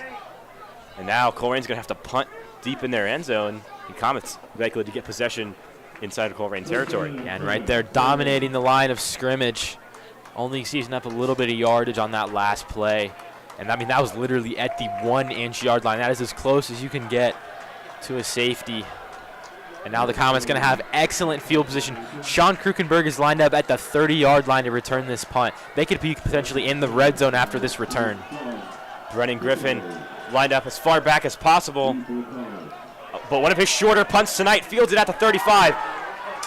And he's rushing towards the right sideline. And been a late hit out of bounds. No flag is thrown. And definitely some more extracurriculars after. Yeah. A little bit surprising we didn't see a flag there. It definitely looked like Sean Krukenberg took a hit out of bounds. Yeah, Krukenberg steps out of bounds, gets hit again. And then after that, there was an exchange from the Colerain player that laid the hit. He actually had a teammate of his. Tay Love was the one that was holding his teammate back away from the Comets, trying to prevent him from getting a penalty, and it worked out. No flags on the field. Coach Kastner getting in the referee's ear about that one. Nonetheless, they'll start at the Colerain 30-yard line. Beautiful field position. Coach Kastner still has no idea about that call. He's talking to the official right now. And two GMC rivals, second time facing each other this year. It's going to be a physical matchup. A lot at stake. And now the officials talking to the Comets, both teams. All their attention on the referees. You rarely see this. And now they're moving backwards. A penalty on the Comets. We never saw a flag thrown. No announcement was made. The crowd in shock. That's going to push them back 15 yards to the 45-yard line. And my best guess right here is that this is going to be unsportsmanlike conduct from the Comets sideline. Maybe Coach Kastner, they had a little bit of enough of his antics. This one going to be a handoff to Tay Hibbett. Hibbett finding some breathing room, and he's going to just about get back that penalty yardage. They're going to they're going to give him the first down, so they're going to say he tiptoed out of bounds. Great sideline work by the young sophomore, showing off his footwork. Yeah, Tay Hibbett starting the run from the right hash mark. He cuts outside, follows his right tackles, blocks, cuts back inside to avoid going out of bounds, and he trucks through a defender. And if he had just about a foot or two more of space, that would have been a touchdown. Really nice run from the sophomore. 1st and 10 now at the 33-yard line. Flag on the field. They're going to call an offsides from Colerain.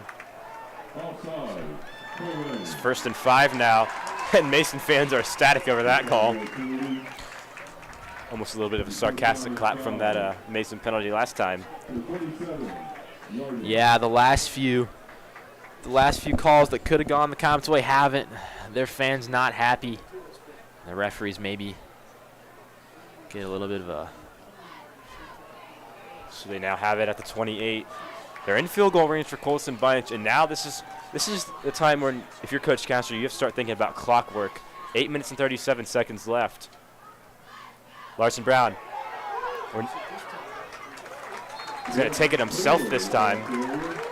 And Larson Brown right there fakes the pitch to Hibbett, rushes it. Underrated athlete coming out of the backfield. He can run it when needed to. He doesn't do it a lot, but effective. They're going to pick up the first down. It's the Comets. Looks like Colerain's very gassed. You can tell kind of lost that momentum they had from the first half. 1st and 10 now for Mason. The clock continues to wind down, 8:23. They're confused on defense right now. 1st and 10. It's Brown. This one's going to be Quentin Kaler in the Wildcat. He's going to push forward all the way to the 11-yard line. And Mason fans are on their feet. And again, we're seeing this Wildcat formation thrown in. The Comets haven't shown this all year long when Larson Brown's been healthy. Obviously, you know, Quentin Kaler is the emergency QB. But two very nice runs there from Kaler, and Brown's going to check back into the game as Mason has it at the 12. Yeah, Quentin Kaler, not the fastest guy necessarily, but really strong player, great runner because of it. And they're starting to wear away at this Colerain defense that's been on the field a lot in the second half. Two receivers on the left for Mason. Hibbett is the man in the backfield. This one's going to be a handoff to Tay Hibbett. Hibbett breaking forward, and he's going to lunge into the end zone for a Mason touchdown. With 7 minutes and 59 seconds left, the Comets extend their lead 13-7. And Tay Hibbett nearly untouched there, takes the handoff, makes a couple jump cuts, and touchdown. Picture perfect run right there, and another great possession for the Comets. All the momentum on their side now, taking the lead. Certainly, things weren't looking great at the beginning of this game. Colerain up at early 7-0, but now the Comets have snatched things back. And this is the Comet team we were used to seeing these past few weeks. Dominant run game. They've leaned on that. Larson Brown had the huge touchdown to Colin Billhorn last drive. Their offense looks really good right now. Coulson Bunch's extra point is right through the upright, so 14-7.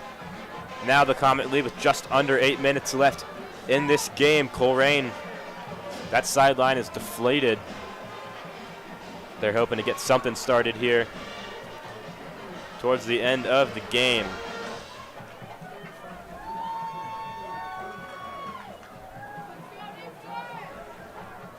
And now the Comets finally have that lead. If you'd have told a Comet fan just a couple of years ago that they'd be hosting a playoff game against Colerain and winning, they probably would have called you crazy. But oh, how times have changed. The Comets have been one of the surprise success stories this year. 8-2, second place in the GMC. That's their highest finish since joining the conference.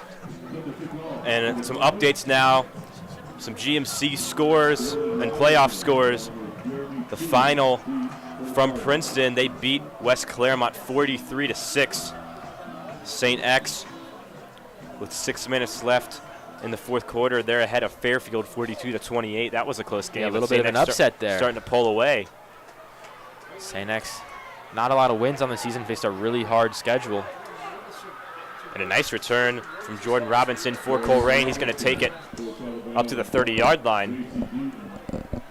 So Colerain's got 70 yards to go. You were talking about the rest of the games in this division, the region, in the playoffs. The winner of this game will face the Springboro Panthers, who were beaten down on Oak Hills. Right now, this is the closest game in the slate, especially with St. X and Fairfield, the 8-9 game not being as close as expected. And the final from Springboro High School, they beat Oak Hills 42-10. So the winner of this game will face the Panthers. And to start off this possession for Colerain, Deshaun Hopper met in the backfield. That time led by Caden Davis, the senior. Caden Davis, what a play right there. Utilizes his long wingspan as he pushes back the offensive lineman and makes the quick tackle in the backfield for a nice 3-yard loss.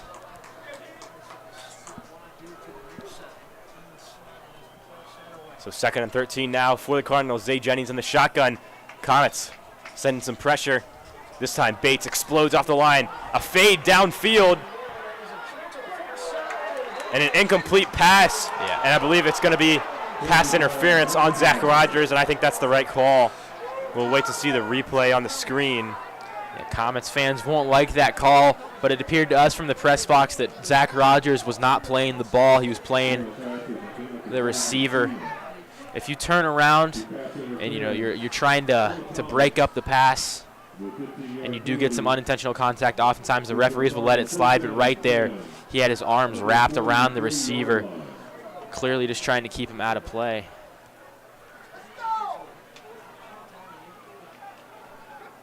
So 1st and 10 now for Colerain.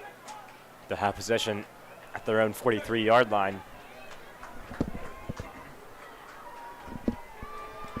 Trips to the left for the Cardinals. 7 minutes left in the game. It's going to be a screen pass, but exploded. That time Weston Simmons the strong safety. And Weston Simmons, a safety, typically plays kind of a deep safety role, but today he's been playing a lot in the box and makes another stop in the backfield right there. 2nd and 17.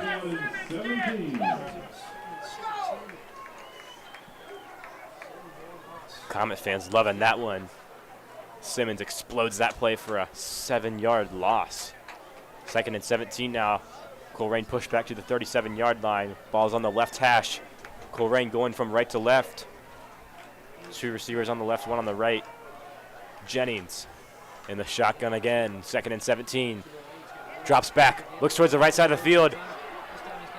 And this one, a nice throw from Jennings, but out of the hands of Jordan Robinson. And that's going to be incomplete. And Zay Jennings starting to get his passing going. A dual threat quarterback, we often think of him as a runner, but that was a nice pass. Pretty accurate ball.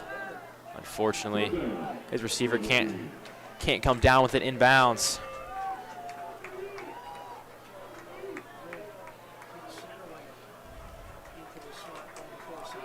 Third and 17 now for Colerain. Trips on the right. Jennings is in the shotgun again. Comets are going crazy on the sideline. Jennings rolling toward the right. Has a lot of pressure. He's back to the 20. That one going to be incomplete. A very weird throw. Yes. Jennings is pushed it all the way back past the 20-yard line and just heaves it downfield, trying to find his tight end, Ilya Gigorov. And at this point, Zay Jennings is just playing Madden, scrambles all the way out to his right, doesn't see anybody, turns around, starts going the other way, and just throws it away. Had a lot of pressure, no receivers open, and he can't create a play there. He selected the Ravens, and he's going full Lamar Jackson right now, big truz. Kind of looks like Malik Willis wearing number 7. This one's going to be punted away by the Cardinals. Krugerberg's going to let it drop.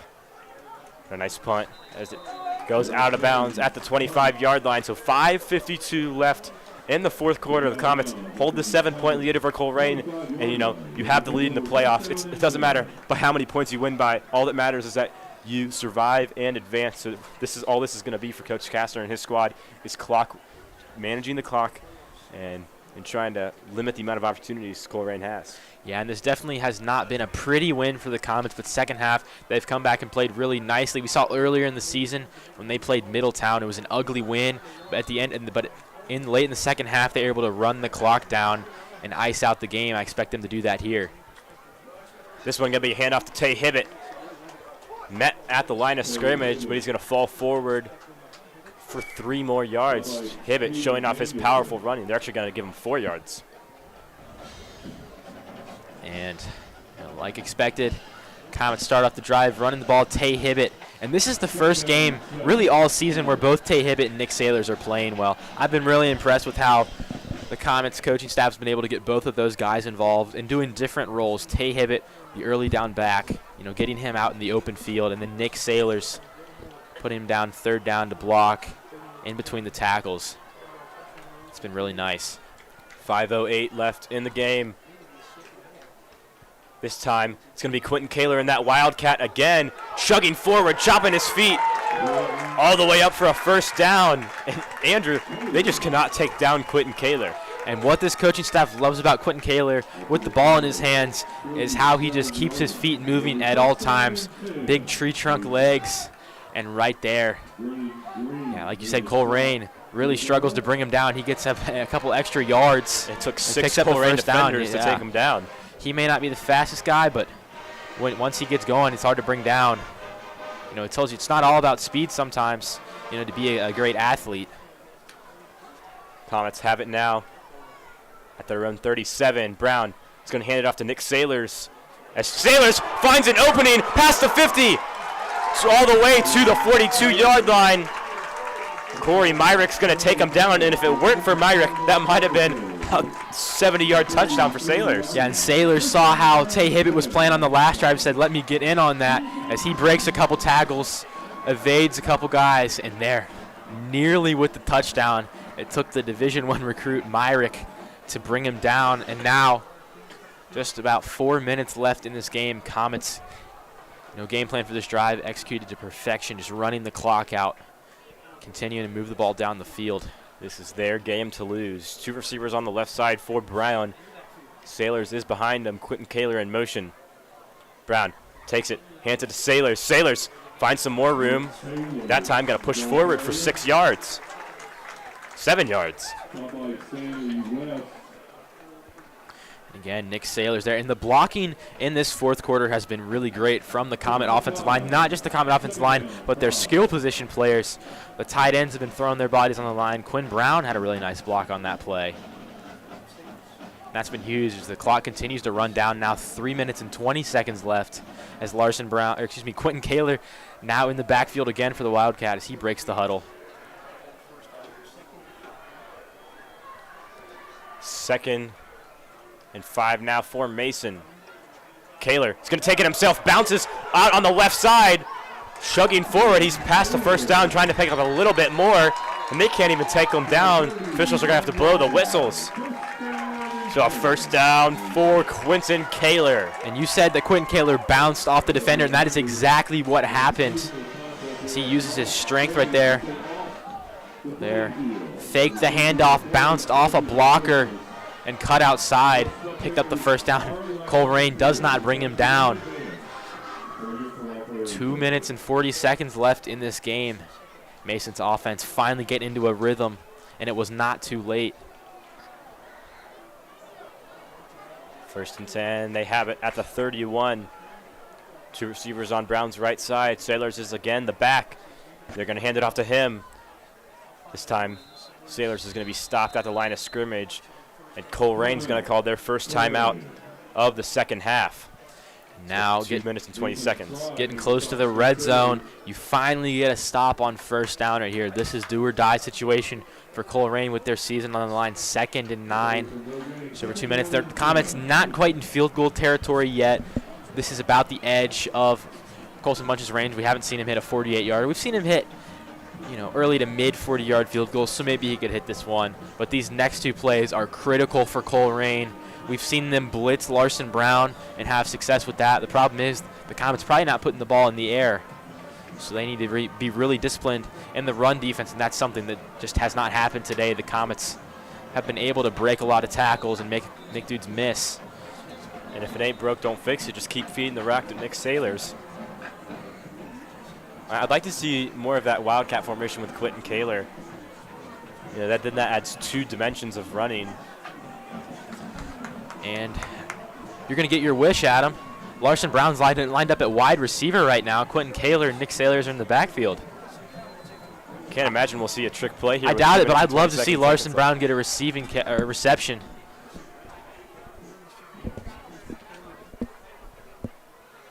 Kaler's going to take this one himself, but he's not going to be able to get much. They're going to mark him at the line of scrimmage. It's Mason. They have it at the 30. Colerain calls their 2nd timeout. And that one, 2:15 left. It only takes 5 seconds off the play. That one not blocked up as well. So Colerain's defense making a last-second stand. 3rd and 9 with about just about 2 minutes left in this game.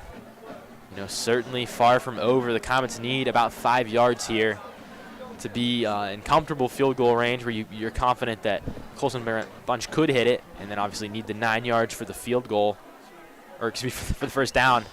And this is a potential 4-down situation for Mason.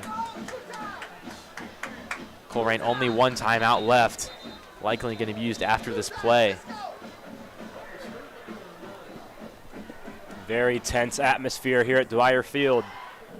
3rd and 9 for the Comets. 2:15 left in this game. They lead the Cardinals 14-7.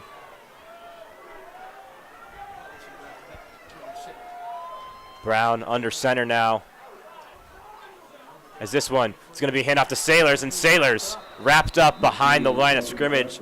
That one's going to be Hayden Danielson, the sophomore linebacker, as Colerain calls their 3rd and final timeout of the game with 2 minutes and 11 seconds. Colerain was getting pushed around for that entire drive by the Comet run game, and then right as when they need to at the 30-yard line, it's almost like they were possessed. 3 big stops. Comets are forced to punt now, most likely. And we'll see what Coach Castro decides to do. We'll see how much faith he has in the leg of Colson Bunch, this would definitely be pushing it. Yeah, at the 33-yard line. With a high school kicker, that's definitely pushing it. And with the way that the Comet defense is playing right now, I'd be more than comfortable, putting the ball in Colerain's hands and trusting my defense. 2 minutes left, no timeouts for Colerain. We've seen the Comets just stuff any positive plays on these last few Colerain drives. No need to risk giving up great field position for the really minimal reward. Even if Colerain scores a touchdown, they have to hit the extra point to tie it. And if they, they're the underdog, we could always see them go for 2 to win. And, in week 4, last time these two teams faced off, Colerain missed a field goal, or missed their extra point attempt and missed 2 field goals. So kicking, it's been a struggle. And they're actually going to go for it now. So 4th and 12. Larson Brown's under center. I think they're going to try to catch Colerain off guard. It's just going to be a hard count. And Brown will signal to the official timeout as the play clock winds, or they're going to actually take the delay of game as the play clock winds down. And smart play, don't waste your timeouts. You're going to be punting the ball anyways. And this delay of game gives Sean Krukenberg more room to punt. Punting from the 33-yard line wouldn't give you a lot of space, probably ends up being a touchback. Now Sean Krukenberg has the chance to put a lot of topspin on this ball. Krukenberg, line drive kick. Comets tap it down at the 1-yard line, but it's actually going to go out of the hands, and they're going to call it a touchback. It looked like Comets were going to be able to fall on top of it, but 2 special teams players ran into each other, and none of them were able to grab the ball. Yeah, a lot of frustration on the Comet sideline. A great punt from Krukenberg. Everything was lined up perfectly. And you can see they just run into each down other. at the 1-yard line, and they ran into each other, not able to hold on to the football. So Colerain still has to go 80 yards, 2 minutes and 3 seconds left. That's a tall task, but Zacchaeus Jennings is capable of making a lot of big plays. And I'm going to throw out a name that I know we haven't said at all today. It's one of their receivers, Jordan Robinson. Only 9 catches on the year, but 3 of them were for touchdowns, including an 85-yard touchdown week 1 against LaSalle. It's the second longest touchdown in the conference this year. He's a big play threat. 4 receivers set for the Cardinals, 2 on each side of Jennings. Satterwhite's in the backfield. Jennings, it's going to be a quick pass attempted to Satterwhite, but that one's going to be incomplete. And this is exactly what the Comets want. You're forcing Jennings to throw the ball, something he's not very comfortable doing. He hasn't been consistent all season long, averaging under 50% completion percentage. And definitely have a lot of faith in this veteran defense if you're Coach Kastner. 2nd and 10 now, 1:58 on the clock. Jennings drops back. Feeling a lot of pressure, but he's going to take it himself. Shaking free of a lot of Comet defenders. Ultimately, he's going to be wrapped up by Nick Sailors and J.C. Deaton. He's going to pick up a first down all the way to the 34-yard line. And that right there is the Division I plays that we can see from Zay Jennings shaking his way past many Comet defenders, now in the hurry-up. Jennings drops back. Very similar play here, so he's going to drop away, but a big hit from the Comets. Jake Bates and Bryce Falk delivering the boom. Clock continues to wind down. 1:30 left on the clock. And Jake Bates, the hammer, delivers a hard hit. Potentially one of his, that could be his last tackle at Dwyer Field. 2nd and 9. 2 receivers on each side for Jennings. He drops back, looking towards the left side of the field. He's going to throw a fade up to Robinson, but it's going to be intercepted by the Comets. And that is the game. And what did I say earlier? Look out for Jordan Robinson. Jennings looks for Robinson down the sideline, but the safety, Krukenberg. And who other than Sean Krukenberg to pick that off? He's 2nd in the GMC with 3 interceptions.